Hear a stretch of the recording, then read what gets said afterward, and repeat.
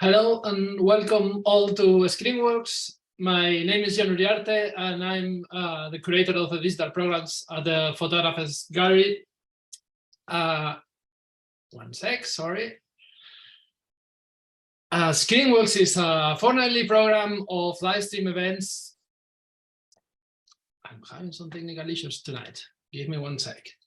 I would say that ScreenWorks is a fortnightly program of live stream events by Fotomuseum Winter Tour in Switzerland and the Photographers Gallery in London.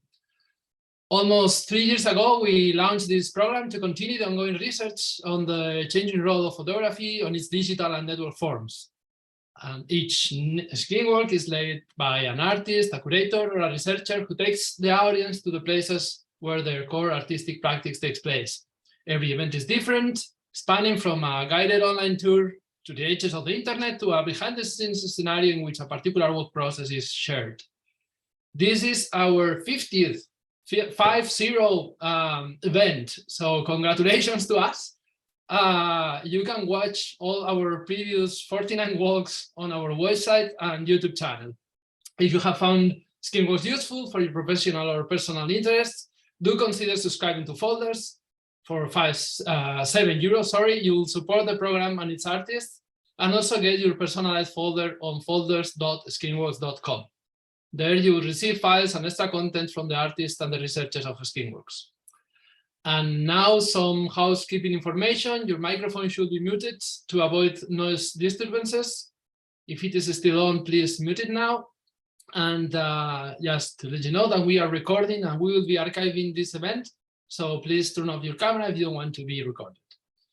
Also, please use the public chat to send any question to tonight's ScreenWorks artist, Sara Bezovšek, or feel free to send a private message to Mark or to me. And also thanks and hello from my side. Yeah, it's very exciting to be here on the 50th ScreenWork. As you can see, both John and I are very excited, and today we're missing a little bit the words, but just very briefly, I wanted to also thank all the artists who supported us and did the ScreenWork event with us, all the viewers, the audience that have been with us, everyone at the Photographers Gallery and Fotomuseum Winter Tour, Pro Helvetia for supporting the initial phase of the program. And also, we never say thank you to Leonardo Angelucci, Anna Konstantinova, the two people behind the scenes who help us a lot with the website, the design and communication. So thanks a lot to all of you. And of course, finally, thanks to all the subscribers who are donating to our Folders program and are receiving our files in your folders. So today I am also particularly excited. Oh, I didn't introduce myself, did I? I'm Marco De Mutis, digital curator of Fotomuseum Winter Tour. I am so excited that I am messing all of this up. I'm excited because we are here for a very special tour, which will unfold through a single and seemingly simple web page. Yet very soon we'll be descending into the depths of a monumental scrollable online artwork, accompanied by its creator, Sara Bezovšek. SND is composed of thousands of appropriated images that have been meticulously assembled together by the artist to create an internet tapestry that seduces us in a doom-scrolling exercise, while also producing a disturbing mosaic of the contemporary state of the planet. Images of idyllic nature quickly turn to landscape that makes us think of the ongoing climate crisis, only to switch to overpopulation issues and followed by apocalyptic scenarios, conspiracy theories, and much more.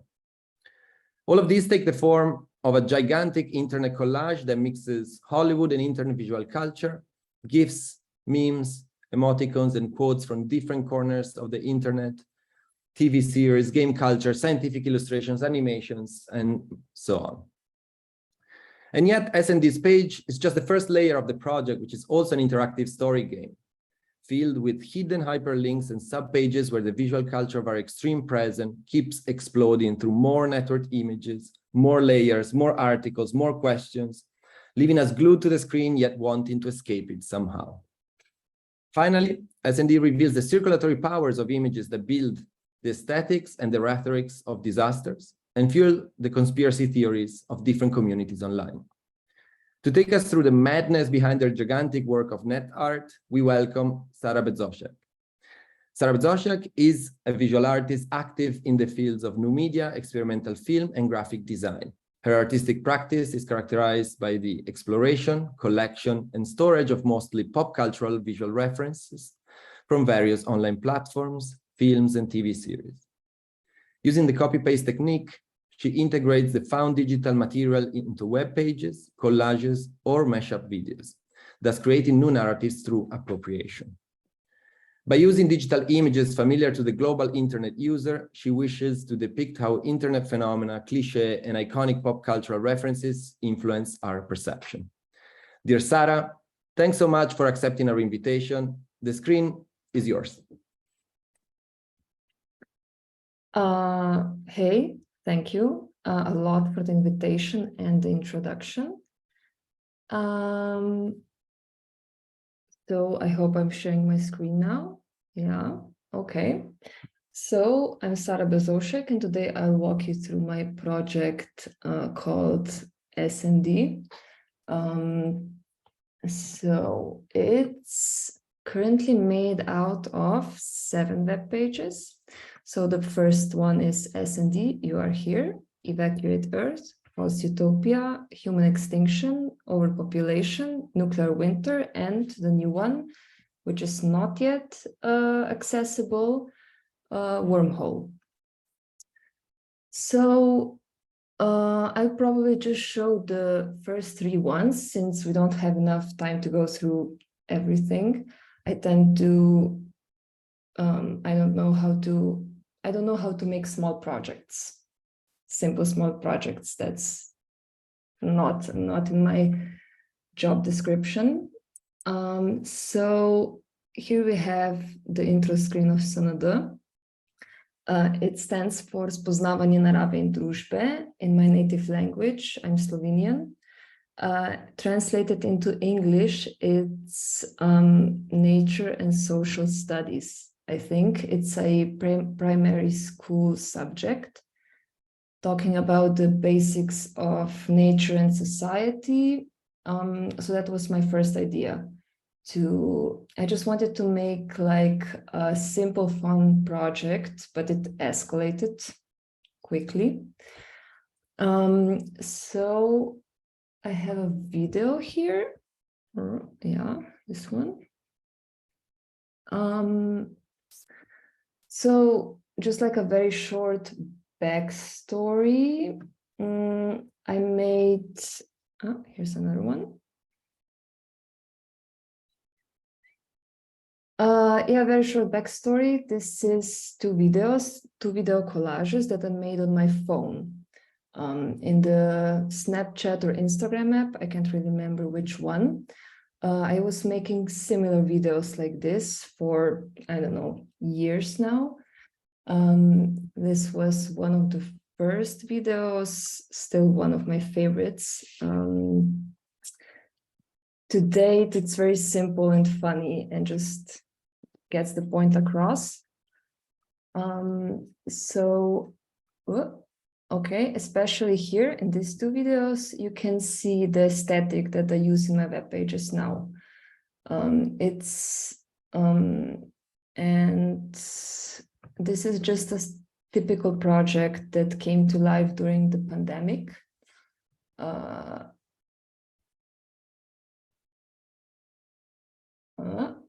Yeah, because in 2020, I got an invitation to a solo exhibition, which we had to move online because of the lockdown, the typical scenario.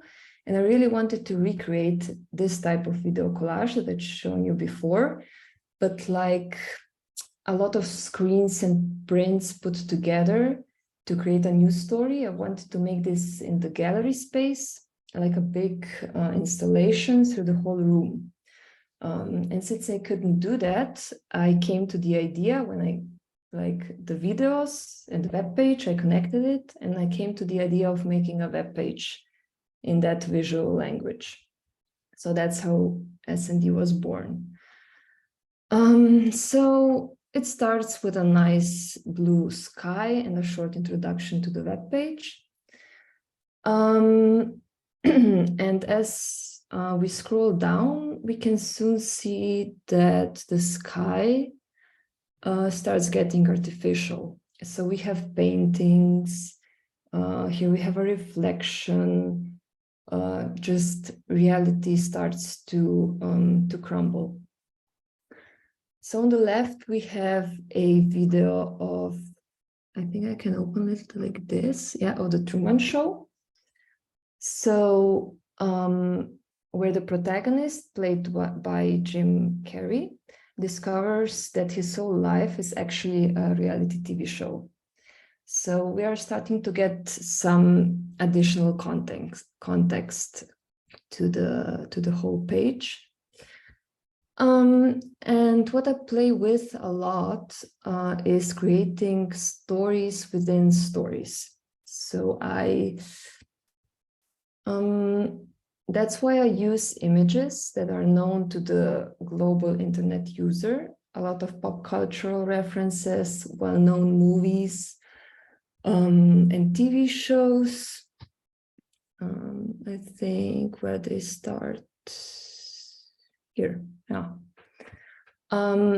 Like on the left, we have American Beauty, and under that it's Let's Talk About Kevin.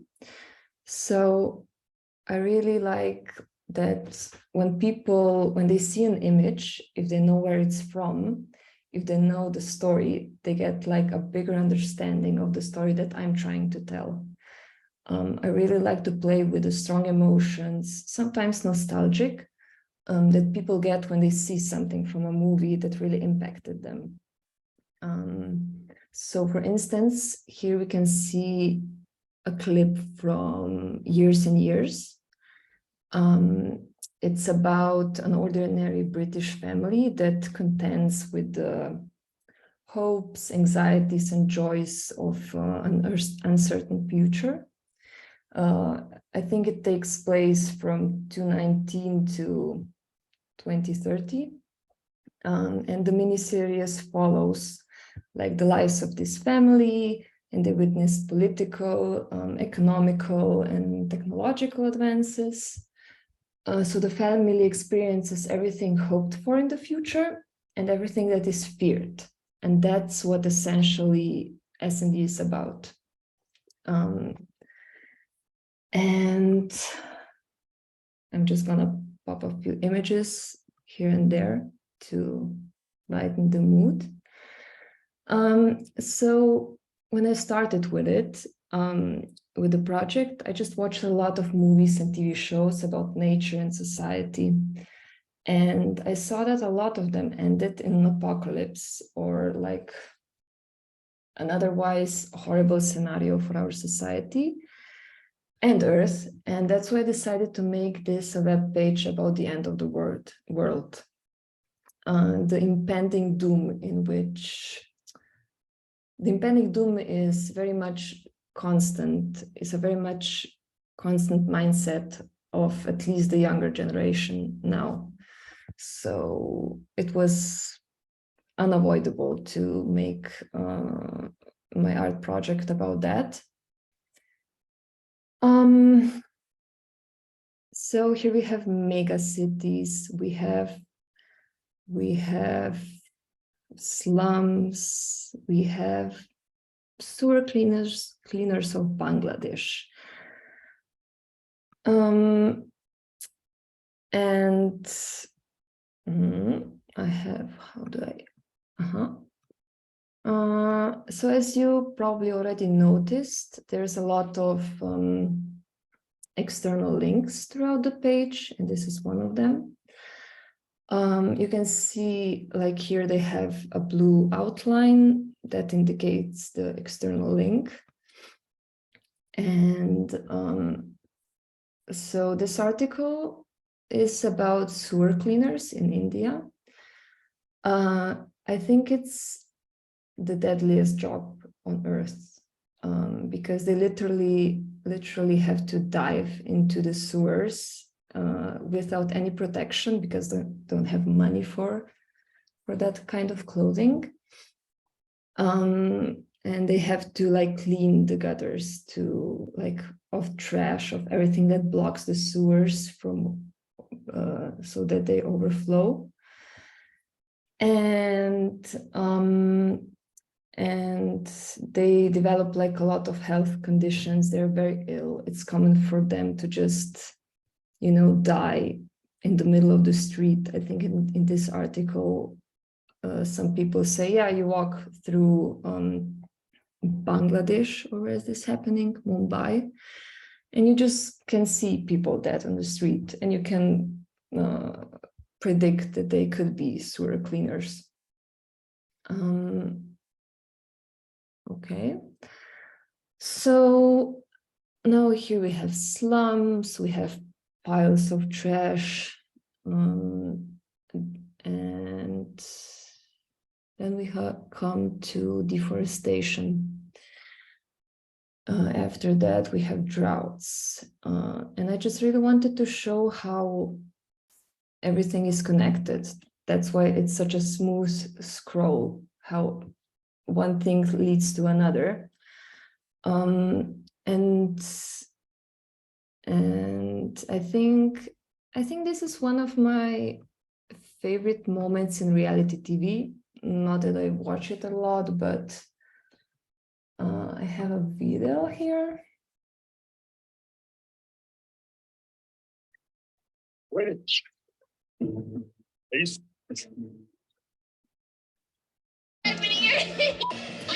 with you guys? My diamond earring came off in the ocean and it's gone. And there's people that are dying. So it's basically Kim Kardashian loses an earring, she cries a lot, and then her sister says this iconic quote, Kim, there's people that are dying.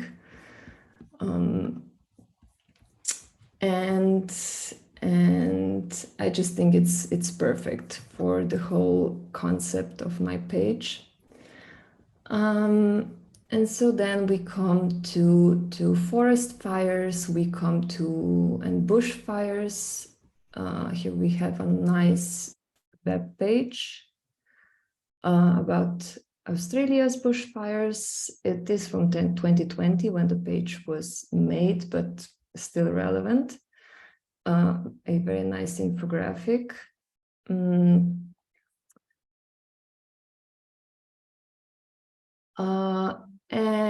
then we have a few animals that didn't survive the bushfires. And then we come to the politics and riots section. Here, this is an awesome page where you have the films by Adam Curtis. I think he just released a new movie or multiple of them. So, and oh yeah, here we have this video.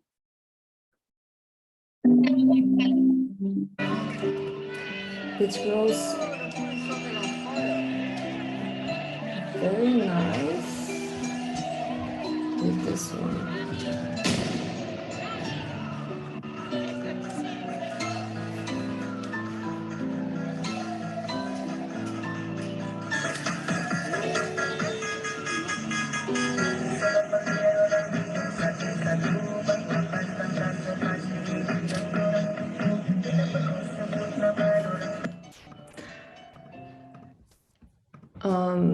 The second one was from the Myanmar dancer. I don't know if you remember it. It was taken a year after this man plays piano during chaotic whatever. And after this, we finally come to the part of the page where it gets obvious what S&D is about. So it's about the end of the world. Here we get earthquakes, which are the direct outcome of when they bomb the buildings in Fight Club. And through my research, I found out that Mr. Robot was referencing Fight Club a lot. So here I have the Fight Club scene.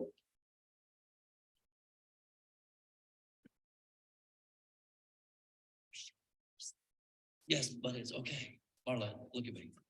I'm really okay. with the same song Everything's gonna be fun. as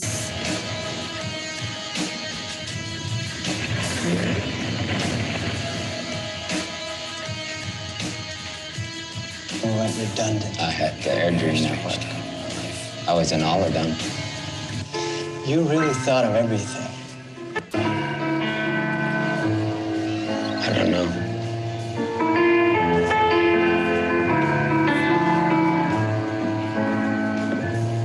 And what is it that you're doing exactly? Encrypting all the files. All of Evil Corp's financial records will be impossible to access. The encryption key will...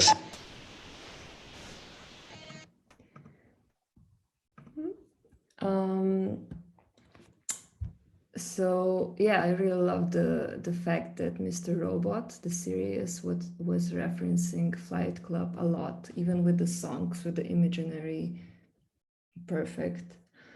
So now we come to the earthquakes.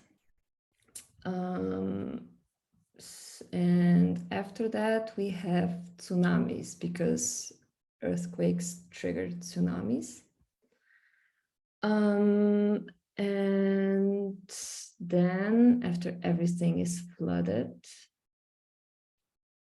we get climate change, we get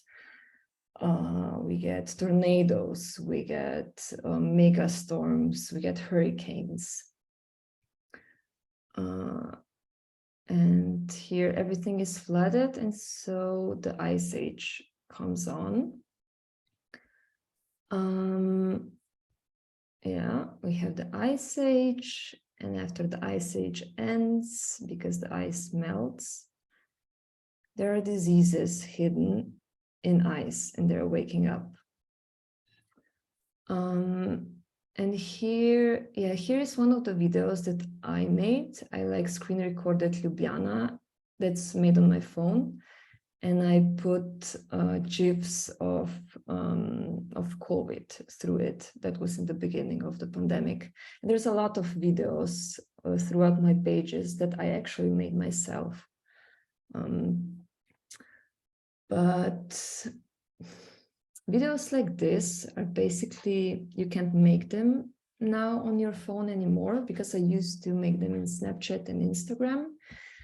And since they made some upgrades to the apps, the motion tracking isn't working anymore. So yeah, I'm very sad about it. I used to make a lot of videos with motion tracking. And now we are, of course, in the pandemic and outbreaks and viruses section. And after that, we come to zombies, which, like zombies, a few movies are about how zombies come from viruses. And just recently, I started to watch a TV show, I think it's called The Strain, where people get a parasite and they become vampires. Everything is out there. So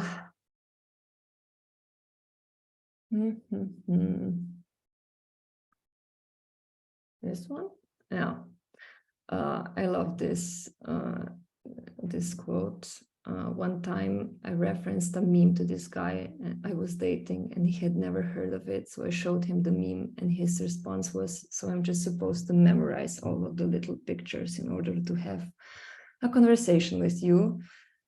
Yeah, that's basically me, and that's basically this webpage. Because I work with remix and appropriation, not only because it's the only medium that I'm good at. I have no idea how to draw, how to make pictures, videos, whatever. But also because I think that the most effective way to portray our society is with the images that our world produces. So just self-referencing itself forever.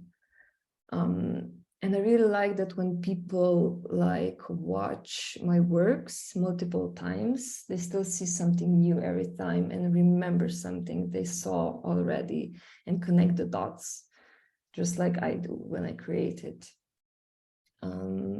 So a lot of zombies, and then we have alien zombies from outer space.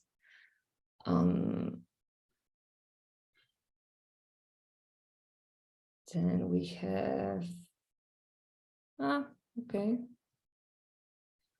Holy shit, this will be terrible for our economy, definitely an alien invasion. And then here is an awesome movie, probably one of my favorite alien movies, is District 9.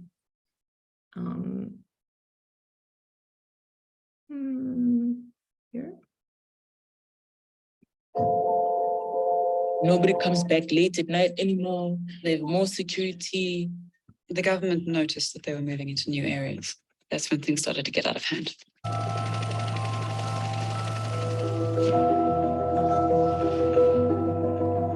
They don't belong here. They're spending so much money to keep them here when they could be spending it on other things. At least they're keeping them separate from us. A lot of bad things started to happen.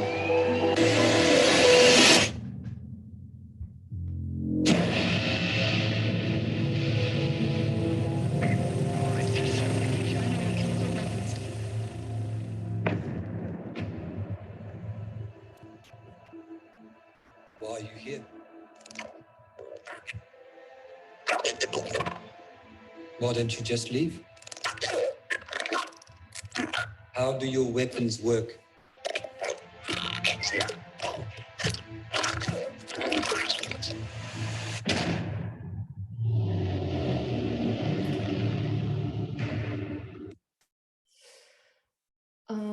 So I think it's just a brilliant idea to portray aliens as immigrants. A perfect movie. It's funny. It's visually perfect. I really recommend it.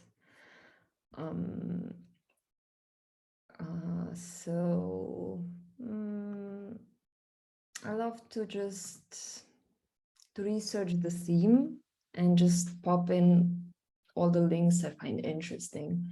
It's not even, it's usually just quick Google searches as one would do in real life. And when it comes to these articles that I use, I don't really fact check. And I sometimes use old, outdated articles. This one is from 2013.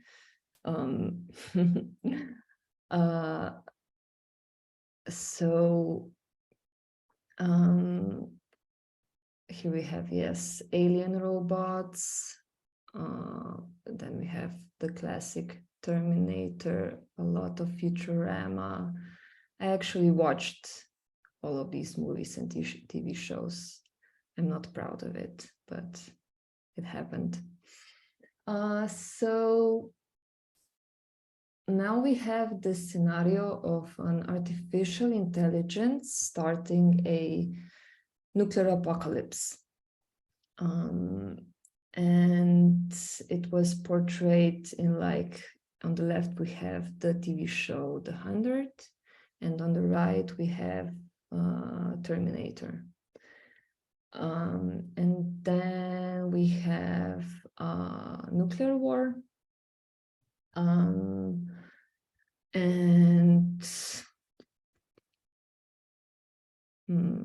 Here we have like an article about how to build an underground survival bunker from scratch. Very useful nowadays. And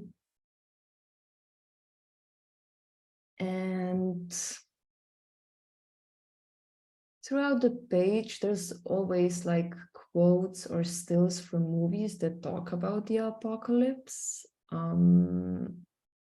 Like this one. they're like the red thread that keeps the page together. And then after the explosions, we have,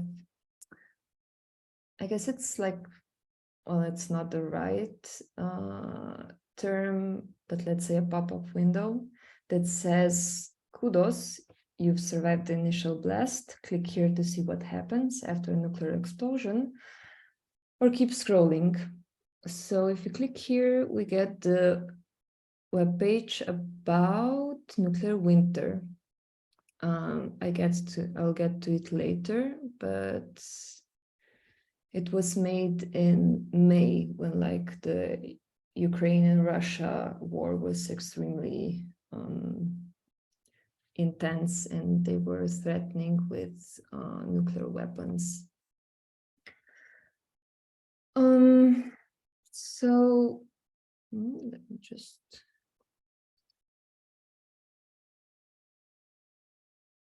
and now, well, the apocalypse is very present in different religions throughout the world. So it's not like a new invention by Hollywood. We have like the Battle of Armageddon, we have the Mayan calendar, we have Judgment Day. And then here we have, yes, a very fitting quote from the TV show Buffy the Vampire Slayer. It reads, needing to know the plural of apocalypse. I have a video here. Turns out I suddenly find myself needing to know the plural of apocalypse. Because they play with that idea a lot in the TV show. They have like multiple apocalypses, always, there's always going to be the end of the world. And yeah, now we are at the final section of the S&D page. It's where we could, as a planet, we could cease to exist, because as it reads here, even if we don't destroy ourselves, we always have the universe to contend with. So even if the planet was perfect, if we weren't like, if society wasn't corrupted, we still could get hit by a solar flare. So I'm just going to scroll through this section because it's a bit long. So we have an asteroid. Then we have the Earth's molten core could cool. A gamma ray burst could end us. A rogue planet could hit Earth. This is an awesome movie, Melancholia. Extremely depressing. The Earth could pass too close to a wandering black hole, a supernova. Then we come, oh yeah, this part. Maybe I can, okay, this is better. Oh. Our own sun could incinerate us. They talk about this a lot in the movie Knowing with Nicolas Cage. And this is me talking about the movies that I saw, always forcing my friends to watch them.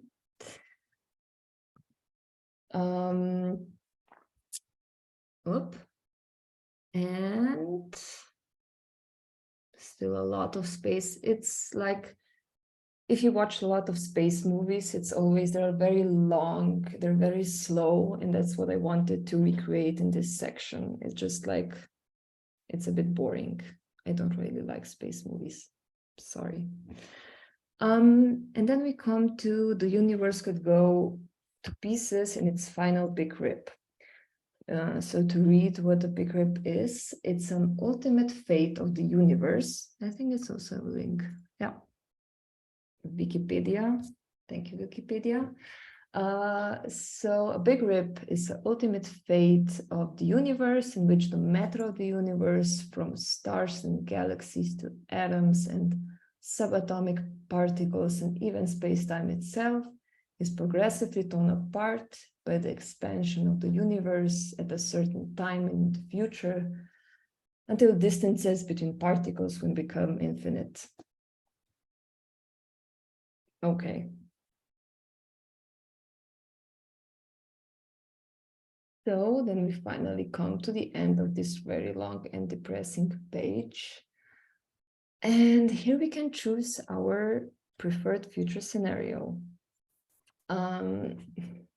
So I think I got the idea for an interactive story game from the interactive movie Bandersnatch. If you maybe saw it, it's from Black Mirror.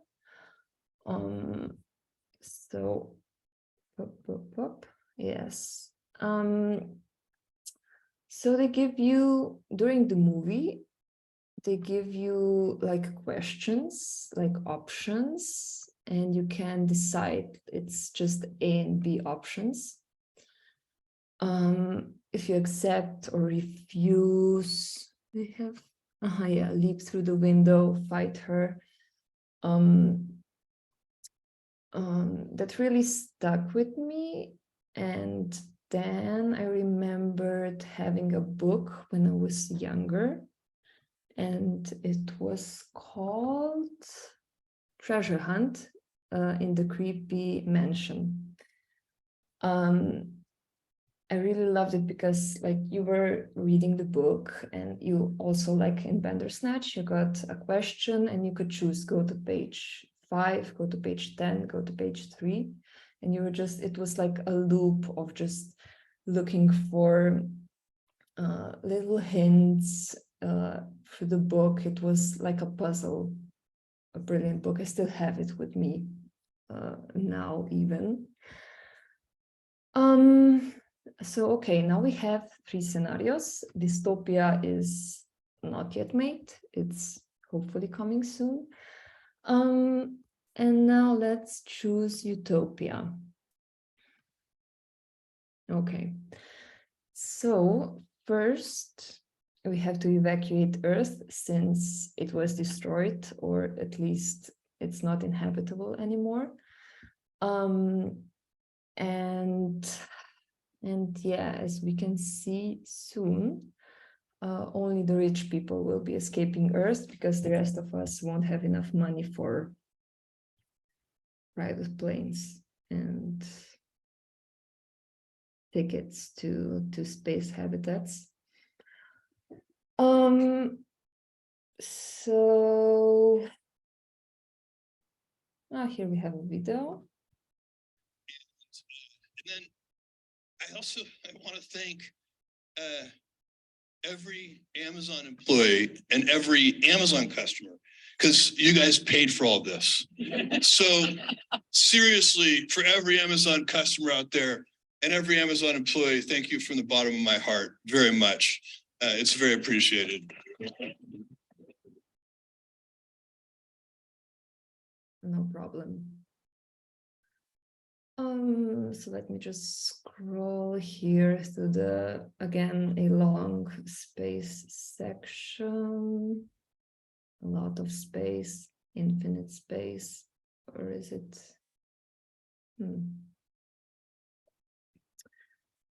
Okay, so now as we traveled through space, we came to space habitats. So people would live in these space habitats, and that are like space stations that rotate so that that you get artificial gravity. So it's much like living on Earth, just the view is better, I guess. We can see that in the movie Interstellar. at the ending. And the movie Elysium, it talks mostly about a circular space habitat. So just to scroll to the end. Okay, now we can go to the utopia. Just click here.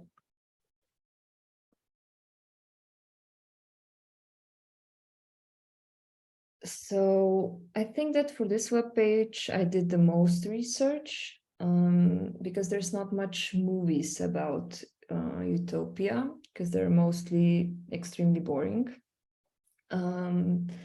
Because utopia is a place of ideal perfection, especially in laws, government, and social conditions.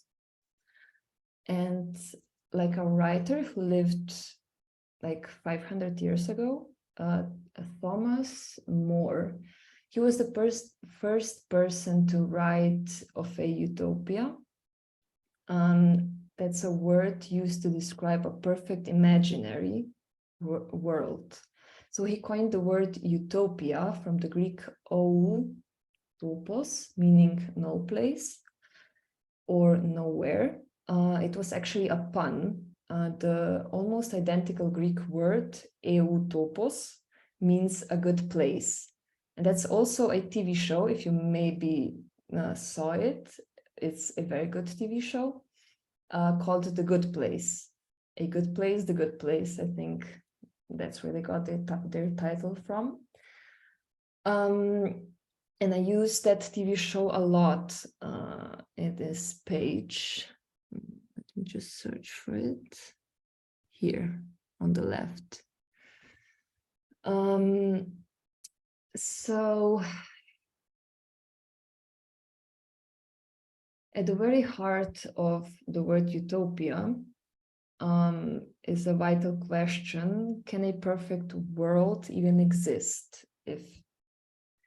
So utopia can't exist. And so this page is about a false utopia.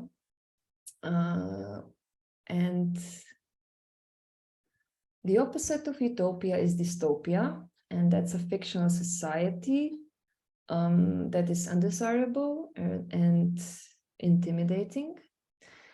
So while the false utopia might be tempting at first, as we can see this page, it's perfect, shiny, nature is blooming, everything is perfect. We soon see that it hides a dark and often scary secret behind the innocent exterior. So often a false utopia is just a carefully disguised dystopia.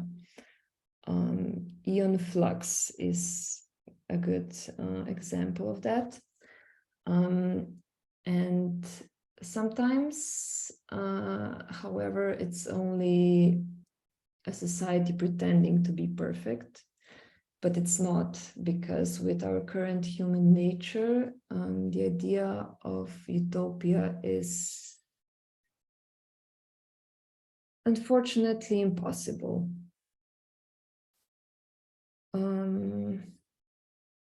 So let me just scroll through it a bit.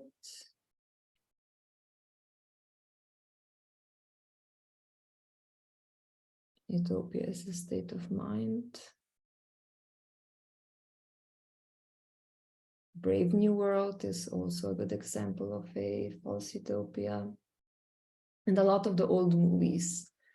You have a lot of old movies exploring this concept. And since you can't make anything new up nowadays, so it's not a lot of movies talking about utopia anymore. This is Tinder 2.0.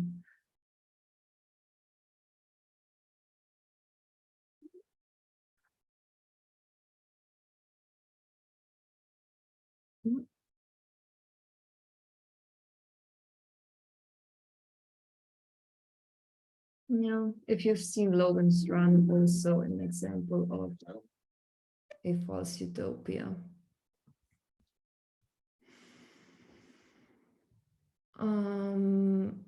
So, okay, Hitler and Stalin's utopians dreams. Yeah, they had ideas of their perfect societies, and that's basically their version of a utopia. So we saw how that played out. They just wanted to reach their ideal society, and you always have to eliminate some things because utopia is a relative concept. So most of my pages have this linear story where things go from perfect to things ending in disaster. And I like to make my work very self-explanatory. And even if you don't care much about reading all of these texts, I think that you can quickly understand what each subpage, each page is about. And I often think when I have to explain my work, I often think about what David Lynch once said. As soon as you finish a film, people want you to talk about it, and the film is the talking. Yeah.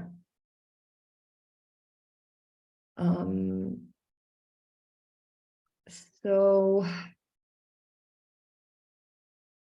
I'm really not good at presenting my work or public speaking for the matter. So that's why I try to make very self-explanatory art pieces where I don't have to talk too much about it. And now, oh, it's so long. Why did I make it so long? I'm sorry. It just doesn't end. And I can't scroll too fast because it would be lagging. So that's why we are going so slow. Yeah. Very nice. Oh, yes. Congratulations. You've escaped false utopia. But what have you escaped to? So we have dystopia, which is coming soon. And we have humans went extinct. Another webpage. So I don't know how to code. I used to be a graphic designer. Probably will have to work in graphic design again at some point. But for now, I just make art. So all of my pages are made in a no-code website builder. So I really like to use platforms like I used Snapchat and Instagram before in the videos that I showed, or in this case, a website builder in my own way. So they are all very easy to use. They are made for wider public, not for experts. And I just like to test their limits. So I don't think other people use this website builder for things that I use it. So yeah, this is human extinction. Now we've seen 4 of my pages. And since we don't have much time, I will just show you the other ones. Everyone can access them for free. They're on the internet. And always when I finish a page, I screen record it and I make a short film out of it. So let me just find the right file, this one.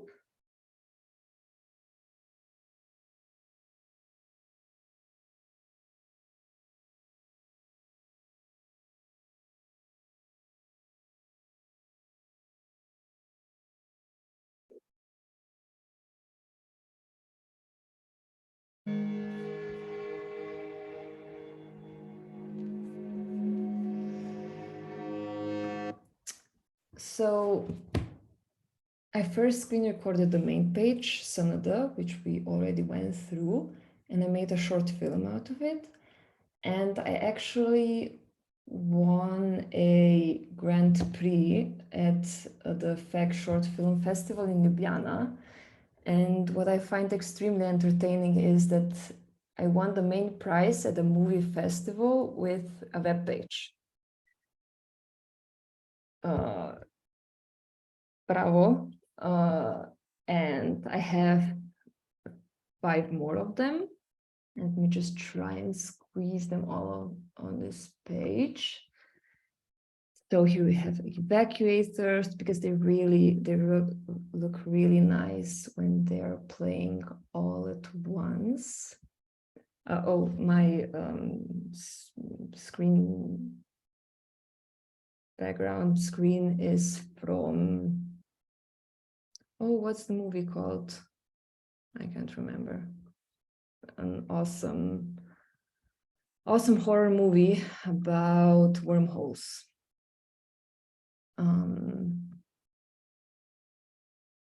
This one.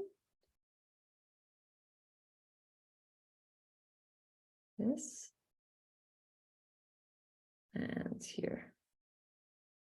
Yeah.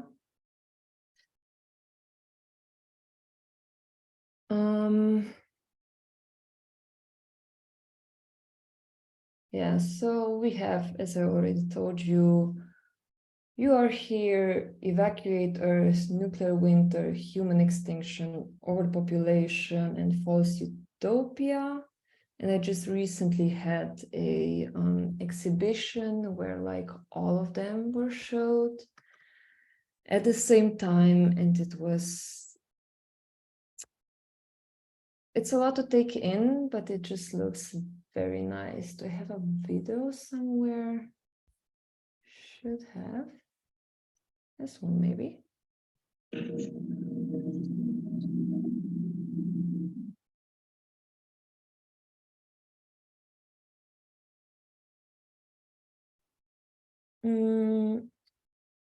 So, now, oh yeah, the most recent web page that I made, which is still part of S&D, is called Wormhole. Let me try and find it. I need Chrome. Yes.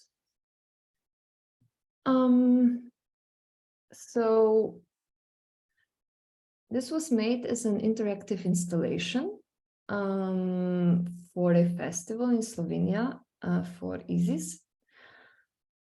It's not yet online, so this is a first view of it. Oh, let me just close the videos. I think it could be slowing us down. Yes.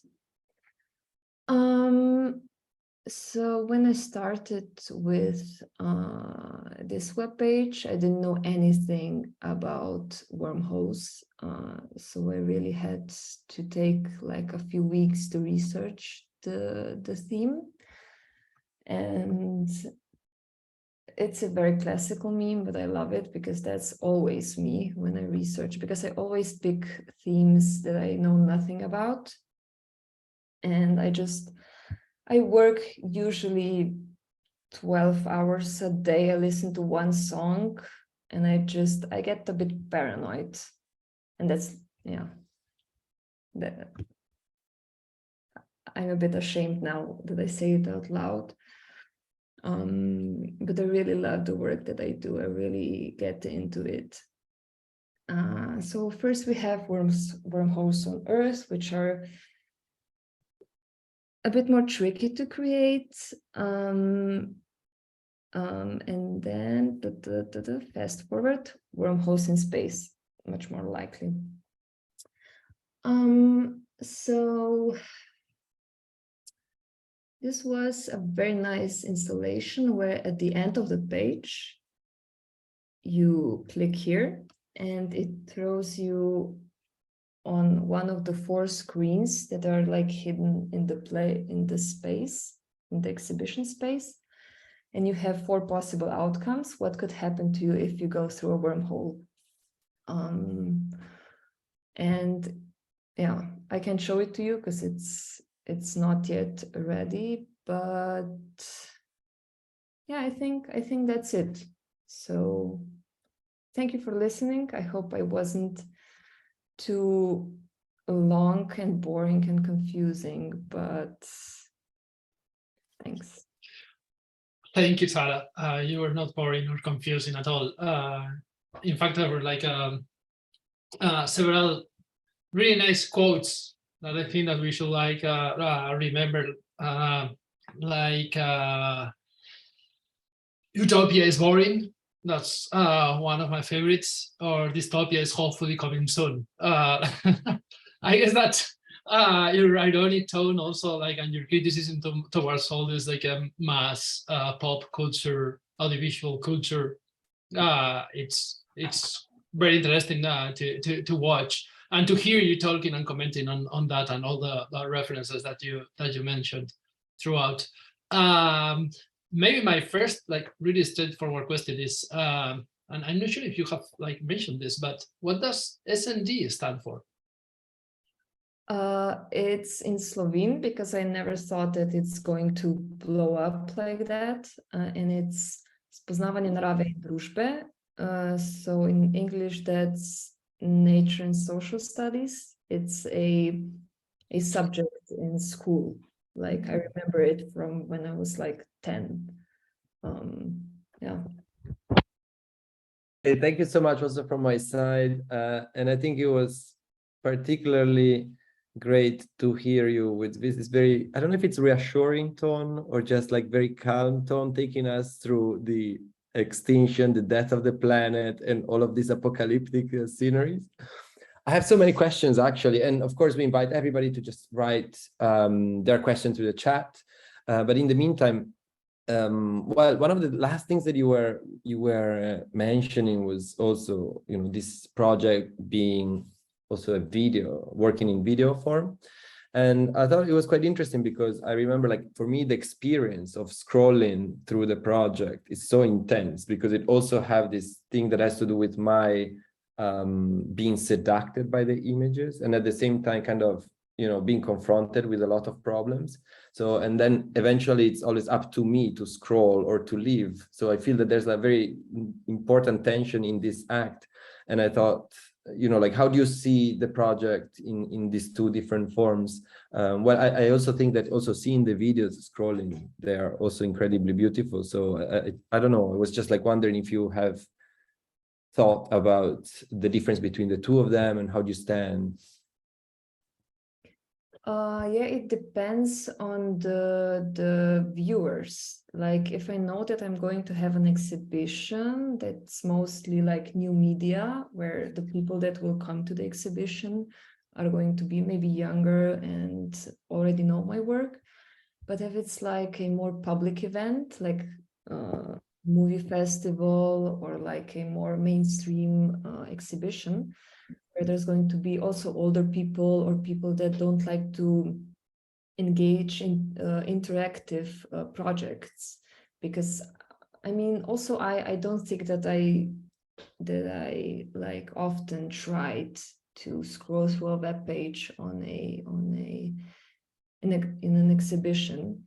So what I saw that videos maybe work a lot better in such spaces. And I also always like leave in the texts about the work, it's always a link to my webpage or a QR code so that people can also watch them online. But the best option is to, as I had the exhibition 2 weeks ago, where there are videos and also the web page. So it's perfect for all the different people that could come to see a show. I was also wondering. Oh. Please. No, I was just thinking that, I mean, the first time that I saw the work of course, it reminded me to like late night times scrolling on my phone through social media and looking into all these like terrible news that are coming. But then, like in the way that you put them all together, and even more now hearing you explaining it, it feels more of like a detachment towards that doom scrolling. So I'm not sure where you stand. If it is like a criticism towards that, or like an ironic criticism, or it's like also focusing on it, like trying to show how it works. Sorry, I didn't hear like the last part of the question. So if you think that this is like a more of like a homage, like a way of showing how the doom scrolling works, or a criticism towards it, like what's your relationship to this idea of doom scrolling that is included in the work? I try not to be too pessimistic about everything. I just try to. I watch all of the content that is given to me, and then I just try to reflect on it, to make a objective new artwork out of everything that's going on. So I was pretty depressed when I was working on it, but maybe it's not what I want for people to feel. But then I realized people do feel depressed after they see it. So. I don't think it's, I mean, but anyway, and sorry for making you do the talking, right? Like the project is supposed to do the talking, of course. But there's just like also, you know, so much coming at us that there's so much curiosity, I think, to know like the behind the scenes and also your view on all these things. Because in one sense, it really feels like internet on speed, right? Like it's all of the things, as John mentioned, that, you know, we're used to it, but amplified and congregated, assembled in one place and coming at us in this super, like you're almost like accelerating, right? Like you're having this accelerationist internet that is gonna bring the ultimate fate of the universe just quicker to us. But I had another question also in terms of the, you know, I was thinking that this, you're gonna hate me for this. Lots of people are gonna hate this because it's a bit institutional, I guess. But we're used to this idea of net art in the 90s and 2000 that was very much like working with the code and the infrastructure of the internet. And in a way, like this project also feels very much reminiscent of that culture. But it was interesting to hear you talking about a non-code approach and using platforms, kind of misusing them or using them in a different way.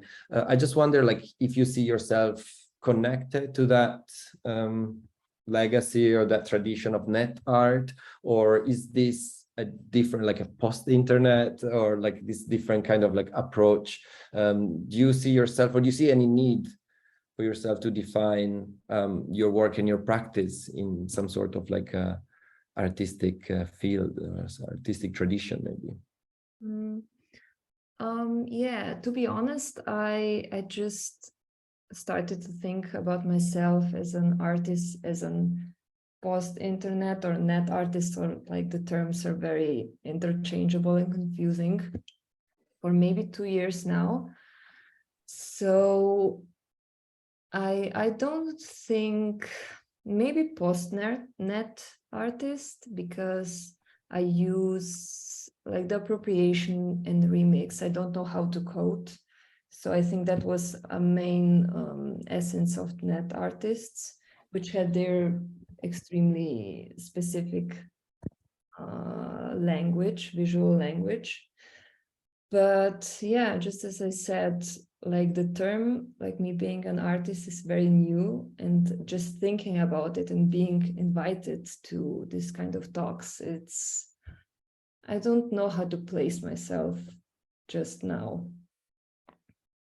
No, and neither you should. I don't want, you know, it's more like, I guess, from my point of view, like, oh, I wonder what this, you know, this could be. And I think there's also the beauty in it, in this freedom and this confusion somehow. I think that's not something that I want to impose on you.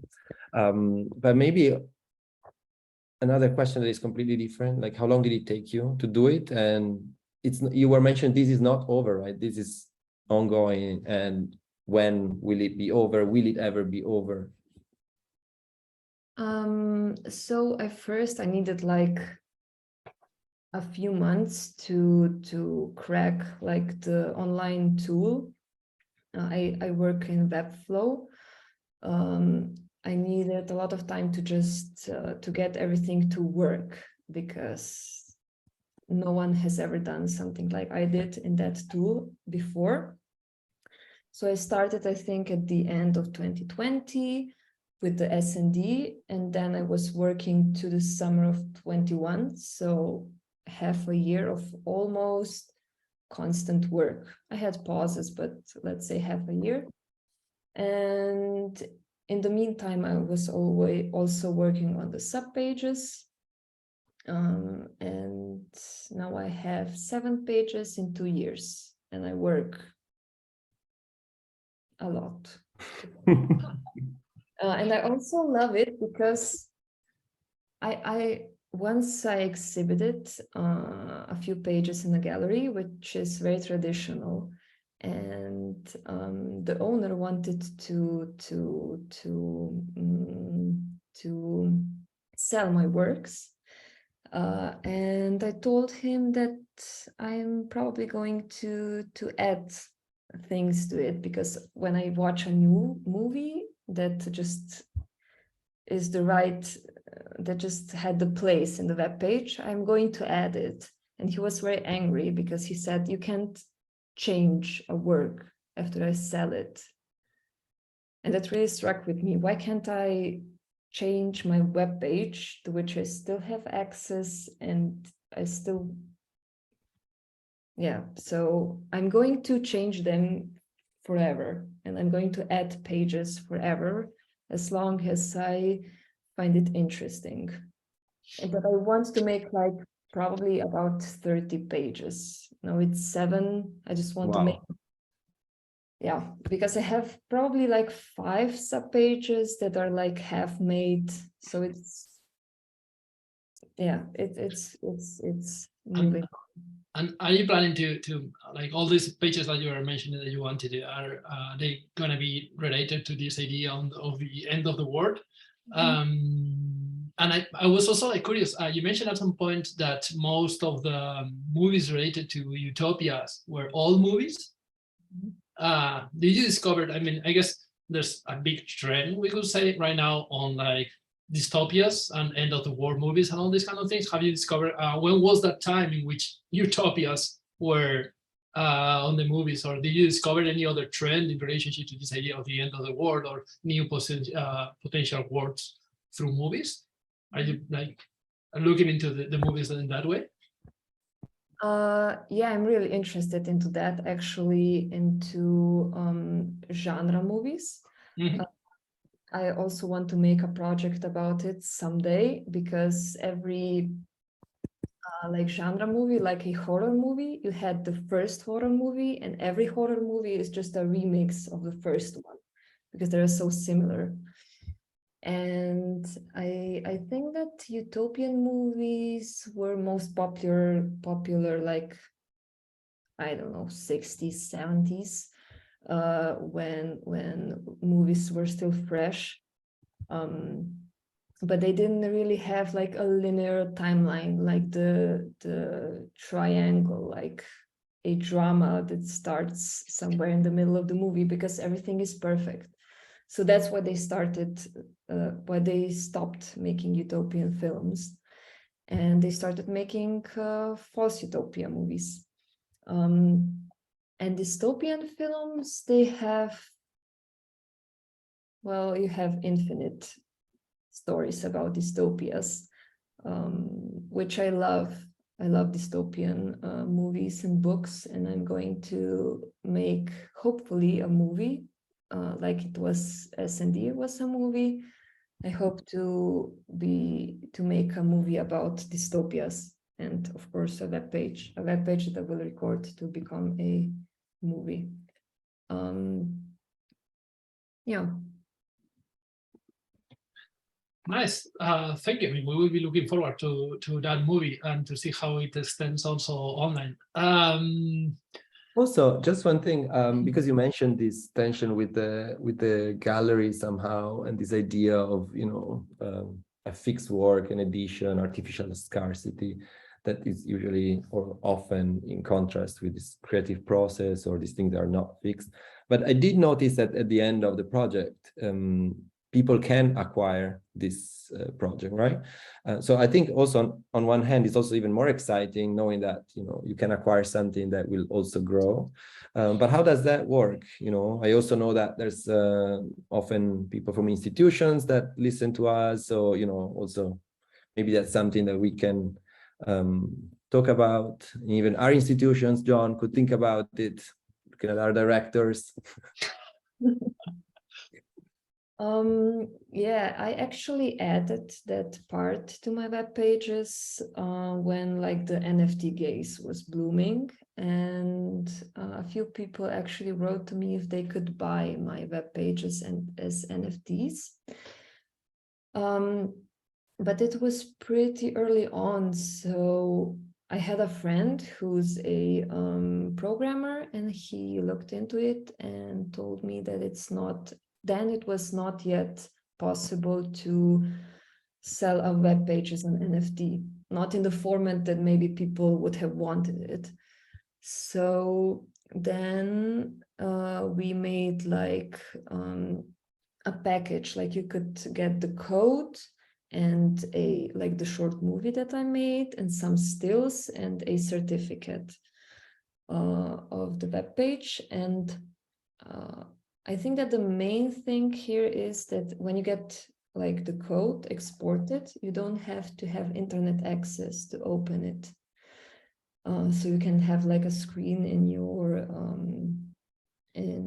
home, and you can just open the code and it works. You don't have to have Wi-Fi for it.